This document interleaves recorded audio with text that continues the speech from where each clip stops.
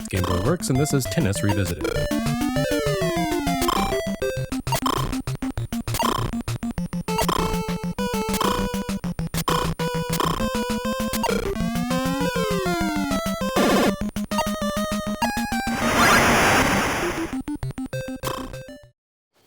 Nintendo is not simply some monolithic entity when it comes to the actual creation of games.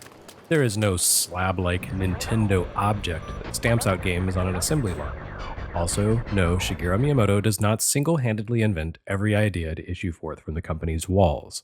Through the years, Nintendo's innards have evolved, with teams and larger divisions alike shuffling back and forth, dividing, merging, and reconfiguring themselves to best take on the challenges of game design. Knowing this, I think, is essential to getting a better sense of the oddly generic games that emerged in both the early days of the Famicom and the Game Boy alike. You know, all those crisp, functional, simple sports games whose titles consisted of the name of the sport contained within. Baseball, golf, tennis, volleyball, ice hockey, etc. There was no single Nintendo responsible for those games, despite their similarities of aesthetics and scope. They were developed by different internal and second-party studios, often in collaboration, as was the case for most of Game Boy's launch day releases, which represented joint ventures between Intelligent Systems and Nintendo's R&D1 division. By most accounts, Intelligent Systems originally just meant a single man, Toru Narahiro, a skilled programmer who frequently did the nuts and bolts work for R&D1's games. You may have heard Narahiro's name in conjunction with Metroid.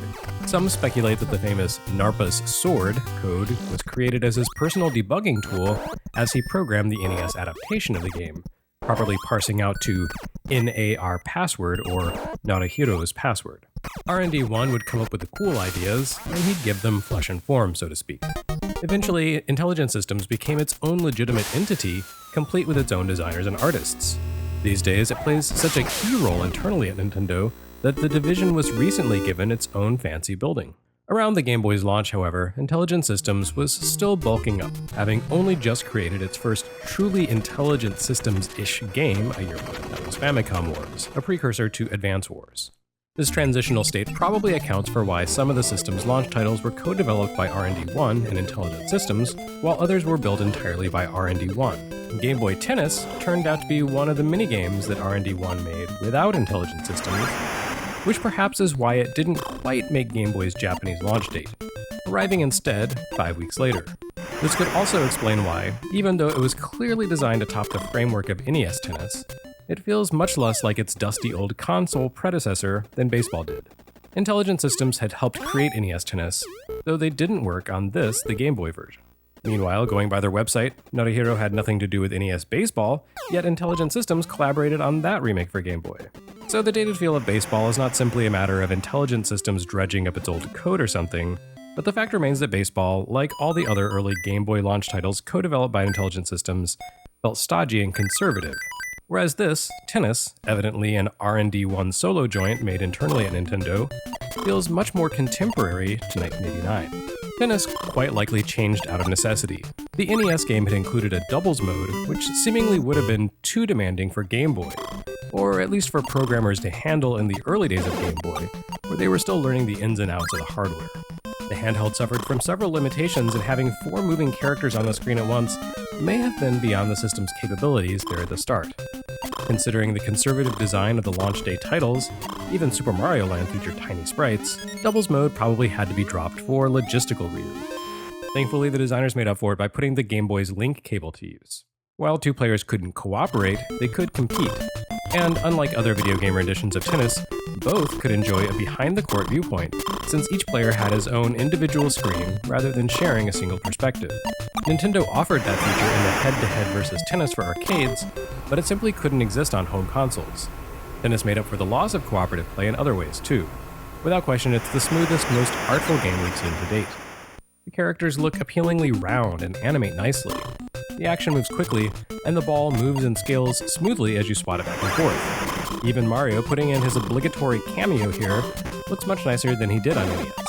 Of course, the usual caveats apply. The head-to-head mode remains a lot of fun even now, but as with baseball, the computer is a monster in single-player mode. Expect no quarter even on easiest difficulty. It has an uncanny knack for always serving perfectly, always being where you hit the ball. and always demonstrating incredible control over its serves and volleys that far exceed the bounds of mere mortal flesh.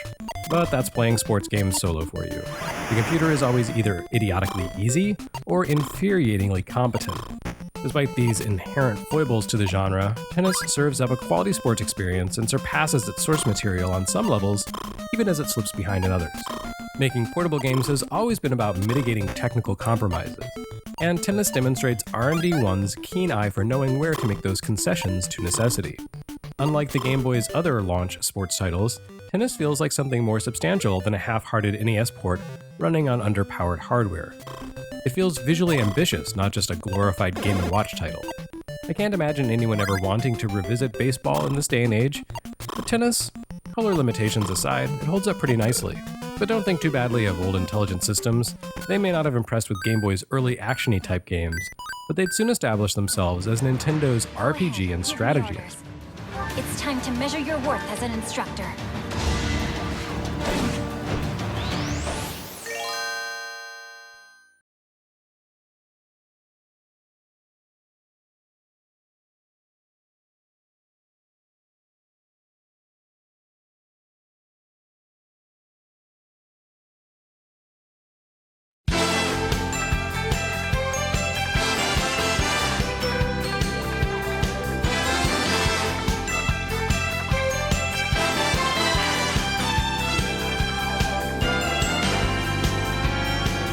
Next on Game Boy Works Remastered, we revisit the big one.